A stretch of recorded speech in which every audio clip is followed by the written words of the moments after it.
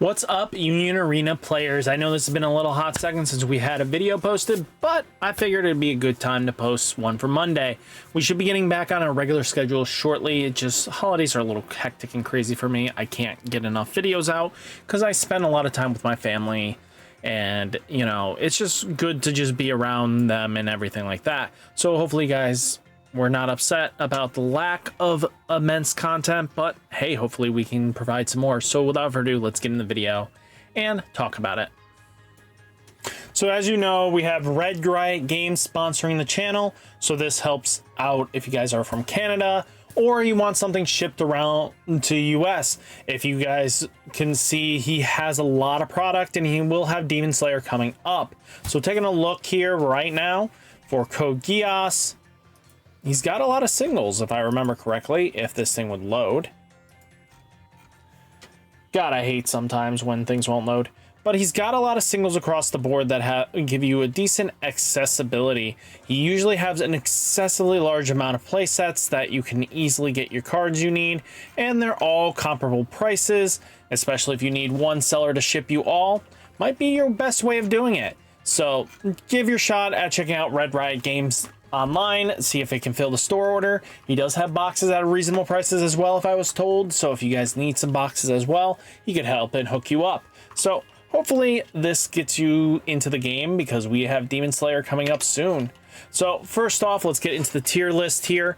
This is our big head honcho yet again, Gawain holding strong, being one of the top decks of the format. Just the number of wins that came through this week. So week 2 is looking like it's Gawain's format again, but we have Lancelot taking up at least 4 wins this coming week that I've gotten data for. Not everybody is posting it where I can find it. We'll explain that shortly though. Then we have Purple Bleach, we have Toshi, we have none other than, you know, Sukuna. Then you have Kento Namami Sukuna, which are 2 separate decks, so I had to split them up fairly because if I just went Sukuna, this would have been kind of where Sukuna is sitting, but because both decks are slightly different in variables and play very different kind of strats, yes, they kind of do the same similar things, but Kento wants to get to 15 as soon as possible. The other wants to just Sukuna threat removal shenanigans as best as possible. And then Ashford Academy taking a couple tops. We had a Byakuya Kuchiki and a Zoldyck family doing some shenanigans. So kind of sad that we haven't seen many other data. I think we also had a Megamine get 1 top in a 8-player, but I'm not going to just sit there and just give gimmies. You know, top 4 if it's only 8 players, you get top 8 if it's 16 plus, you know, all that information kind of gets spewed in. There has to be some sort of regulation on the data. So if it's top 5 of you're first in a 5-player local, congratulations, you made it. But I want to make sure the data is used properly and used effectively to show you guys. But Gawain is definitely presenting itself as a big one. So guys, a way of making sure I can see your list is using EX Burst. If your locals wants to post all the lists right in this fabulous little event maker, go for it. I think it'll help out immensely to kind of just get the information what we need to be spread across. I do not use rare battles because rare battles are restricted for data that won't be used at all for my tier Monday event coverage. So then we do have another way using Union Global Competitive Deck List Archives. So if you guys want to get your list to be seen, this is another spot to go to. Look up this Facebook page, dump them there every single time you've topped what the number of players are, and then you're good to go. Then there is another way of doing it. This right here, Union Arena Tops. If you use this hashtag, I will be able to find your list very easily on Twitter and Instagram. Nobody's using the Instagram just yet, but eventually we will be. So First off, we had Last Cloud's Tournament winner boxes. So they did have 8 players. So you had at least 4 Sukuna Jujutsu Kaisen. You had 1 purple Bleach. You had 1 purple Code Geass, 1 Jujutsu Kaisen yellow, and 1 Bleach yellow. So, you know, the top 4, this is where our cutoff is. We had 2 of the Sukunas and then 1 Bleach and 1 Code Geass. These are both Kento Namami lists though, so we'll take a look at that shortly. So taking a look here, this is a Kento Namami list. They are using the Nobara 3-cost double energy generator with a restand ability. So if you take a look here, they're also playing the Todo. Todo's not a bad call, especially because if you look at this list, how many triggers activate here? All of them, to be exact. So to be honest with you, they have only 2 dead cards at all times, but they took a page out of none other than guess whose. Let me tell you, they took it out of purple Code Geass and red Code Geass using the most maximum amount of restand triggers as possible. So having 10 restand triggers is nothing to scoff at. So keep that in mind when deck building and stuff, but I like where they went with it. I like the Todo because being able to switch one other character on both your frontline and energy. You may switch one other character on both your frontline and energy line, swap them. So just in case you needed that double energy in the back, but now you can apply pressure if you brought it to the front. Not a bad trade-off, right? Just Todo being Todo.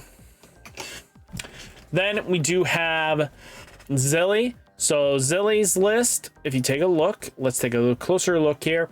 It's more stocked. It is playing the Satsuki Ichi when attacking, draw a card, trash a card. So they aren't playing the Kento Namamis, but that early aggression draw discard can actually help. The Maki Zenin here is a little surprised. The double energy generation is good. It gets a little bit beefier once you get your trash up there, which is not bad because it can block earlier on. So it's not a bad call. I think the major thing is I don't like having a lot of dead cards in the deck, if you know what I mean. I don't want to have cards that aren't triggering as often because you need your life to be doing something. Every hit should matter in your life, and playing that kind of strat always works. But I like that they went with the Yuji Itadori that's going to help filter and look for fingers as soon as possible to get their shrines up and running. So again, it kind of balances itself out and allows you to apply pressure in a way that's slightly different. So it's good for them. All against blue JJK, 4-color Sukunas. And then we do have Dragon's list here. It's a Kento Namami build as always. So taking a look for Yuji Itadori, 4 Sukunas, Maki Zenin, Nubara Bouncers. So that's not a bad pick, especially if you're not going to be playing the other one. I like the Jujutsu High first years. So this one lets you draw, I think it's draw 3 cards, trash 2. So I mean, being able to trigger Kento Namami sooner is always a vital strat, and getting 4th place is nothing to scoff at, Dragon. So good job on making a slightly more unique list, especially slimming down on the Sukuna fingers to do so. Then taking a look here, the Kento Namami list yet again. So this one is just very much not even a Kento. Sorry, this is Sukuna with the splash of Kento Namami at 1. So yeah. I mean, Sukuna being Sukuna. So let me change that up real quick. We're at this point. So this one actually moves up 1 because that was a big change. And this one stays in the 2 category. Cool. So, yeah. And then taking a look here, we're now getting into Purple Bleach. Purple Bleach kind of just starting to add the nails to the list, which I kind of respect. And we should be respecting this, because we should not be sleeping on cards that will help survive our lives, especially because impact is becoming more and more less snipe shenanigans, more and more easier to block things. So again, a nail in your ready to soak up an impact damage might actually help in the long game. So just keep that in mind. Then we did have none other than the Purple Hunters. Purple Hunters just putting in work as always. The Zoldyck family is always Zoldyck familying. I think it has a little bit of Phantom Troops, but not too many. Then we do have none other than 3rd place from Sweet Science. He is playing, you know, Giran Mark 2s, 2 Lelouch, of both super rares are in the list.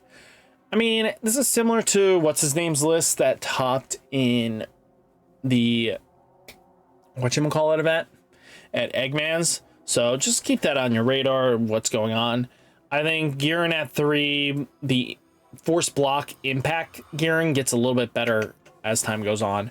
So taking a look here, another similar list as well. You know, just everybody's kind of starting to get on the double Lelouch. I've been trying them. I might get off of this one. I don't think I like it as much, but we'll have to see. I have to test more, to be honest with you. I think that's like the biggest draw point is I got to test more. Then another, you know, second place Ruby Hero. Look at the shiniest of shiny flexes here. This deck is shiny. It's kind of hurting my eyes to look at. But, you know, got 4 blocker, force block, impact Gearins, you know, the removal Gearin, you know, Gawain's. The whole deck's 9 yards sparkly, right? And then we do have Lancelot's doing some shenanigans as well. Lancelot, you know what to do. It does have Euphemia in the list, so that's a little bit different. But unit maintenance is a very powerful card that people have been sleeping on just a tad bit. Being able to dig for your pieces definitely helps out. So it might be good to start teching this into your list, just because, again, looking at the top 5 digs a little deeper. You have enough mechs in your list to hopefully hit it comfortably. So maybe it might be time to be playing unit maintenance, especially because it gets the AP back. So a free draw a card is always good, right? Then we do have 2 units maintenance. They are playing the Cornelia fighter and the Cornelia in the list. It's starting to seem like this is what kind of is starting to leaning towards with Sweet Science as well. It's not a bad call, actually. Being able to have Cornelia and the Cornelia raid to hopefully get some pieces back into the energy line and just be able to combo out is never bad, in my opinion. I think we have a good spot with this, and with Lancelot being able to have an earlier raid that you don't need to rely heavily on your top end, you know, Lancelots. You can use Cornelia as another option to apply pressure. I think it might be smart. And even if at worst case you have to slam down the Cornelia's mech early on to soak up some damage, it's never a bad thing. I think that's something to think about. Then we have the green Bleach, sorry. So green Bleach with the Toshiro hits a Gaia. I think this is a max rarity deck, minus like the Bankais and, you know, Yamakichi and Yachiru and Ness. I think just this low ends here don't have the pre-release stamps yet. That's kind of the only difference. So taking them max rarity flex, check, check, check. So keeping an eye out on this. Toshi is still very solid. I don't think this deck is going anywhere anytime soon, and it's still going to probably be a very strong competitor, especially this coming weekend. And then that's about it, guys. So taking a look, remember, check out Red Riot Games. Tier list is looking like this week for week 2. Remember, post your tournament winnings on exburst.dev or go to Union Arena Global Competitive Deck List Archives, place it there so I can find it. Or even just using the hashtag UnionArena Tops. This will help me find it on the social medias, because this is the only way I'm going to be able to do it. So hopefully, guys, enjoyed the video. Hit that like button, hit that subscribe button. Stay safe, stay healthy, and I'll catch you next one. Peace.